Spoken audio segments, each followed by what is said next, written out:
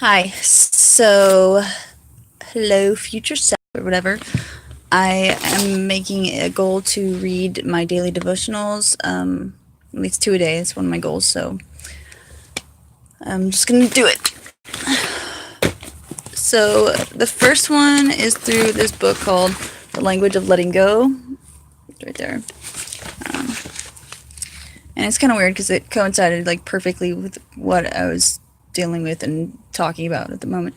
Anyway, the new year, January 1st. Make New Year's goals. Dig within and discover what you would like to have happen in your life this year. This helps you do your part. It is an affirmation that you're interested in fully living life in the year to come. Goals give us direction. They put a powerful force into play on a universal, conscious, and subconscious level. Goals give our lives direction. What would you like to have happen in your life this year? What would you like to do to accomplish? What good would you like to attract into your life? What particular areas of growth would you like to have happen to you?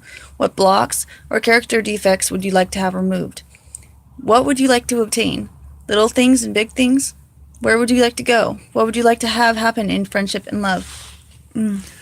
What would you like to have happen in your family life?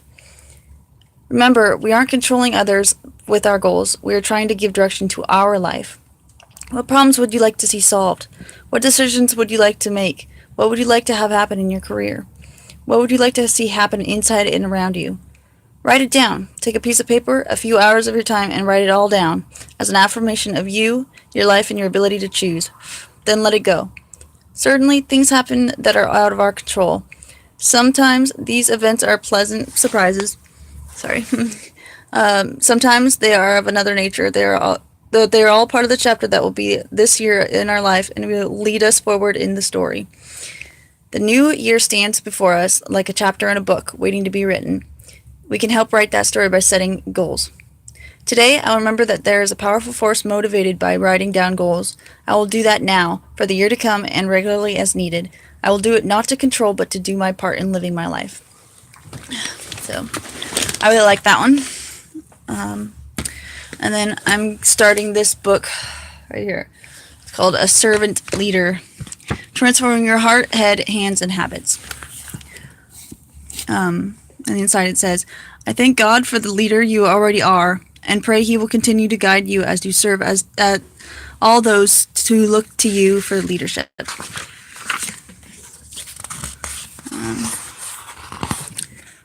I'm going to flip to the page 1. Okay.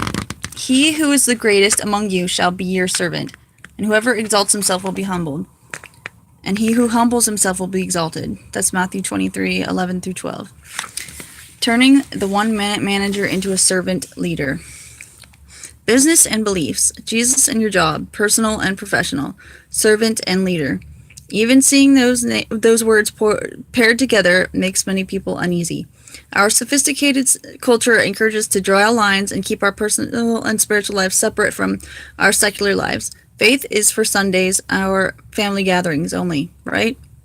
I, too, once modeled my life after that tired pattern, and I had generally good, successful life. Blanchard Training and Development was alive and well.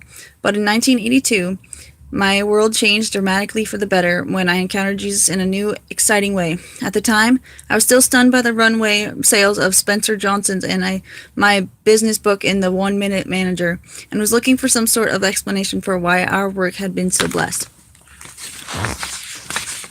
And I'm going to read another page off that one. One of the first people to point me seriously to the Lord was my lifelong friend, Phil Hodges, co-author of this book and the co-founder with me of Lead Like Jesus. I was interested, but I didn't take the Lord into my heart completely for some time. Later, on the way to speak to a conference, I found myself sitting across the airplane aisle with successful businessman, author, and speaker Bob Buford. Talking with Bob helped me realize that we all fall short of perfectionism, and the only way we can close the gap between where we are and that perfection is through a relationship with Jesus. Sensing that I was showing some interest, Bob turned me over to Bill Hybels, senior pastor of Willow Creek Community Church outside of Chicago. What a 1-2 punch. Buford and Hybels explained grace to me in a brand new way. They opened my eyes to the power of the Word. And they taught me that as Christians, we get three consultants for the price of one: the Father who started life, the Son who lived life, and the Holy Spirit who handles the daily operations of life.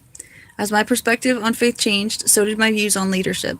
I realized that Christians have more in Jesus than just a great spiritual leader. We have a practical and effective leadership model for all organizations, for all people, for all situations.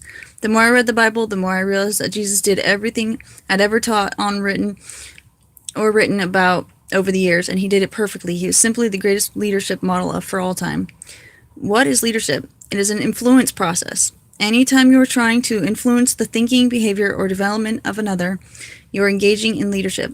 Given that definition, you can see that Jesus is our model for leadership wherever we go, not just at work. That's why Phil and I were excited about writing this book together. Okay, and now I'm going to open up this book. It's upside down. It's Living the Wisdom of the Tao, the complete Tao teaching and affirmations. I'm going to randomly open a page. And it says, "Whatever strains with force will soon decay. I eschew any and all forms of violence. I take the line of least resistance in all of my actions." 30th verse. "One who would guide a leader of men in the uses of life will warn him against the use of arms for conquest. Weapons often turn upon the wielder. Where armies settle, nature offers nothing but briars and thorns. After a great battle has been fought, the land is cursed, the crops fail, the earth lies stripped of its motherhood. After you have attained your purpose, you must not parade your success. You must not boast of your ability. You must not feel proud. You must rather regret that you had not been able to prevent the war. You must never think of conquering others by force. Whatever strains with force will soon decay. It is not attuned to the way. Not being attuned to the way, its end comes all too soon." So some thoughts on that. Well, the first thing that I read, it synchronized perfectly with an idea that I have, and I will be posting about that soon. And the one that we just read, I've never agreed with weapons. They're dangerous usually for everybody, and but the tongue can be a dangerous thing too, and the mind especially. It can be a weapon that's used against you even if you don't really choose it. And so I'm going to be working on that, and hopefully I'll make some changes this year that'll help. Anyway, peace.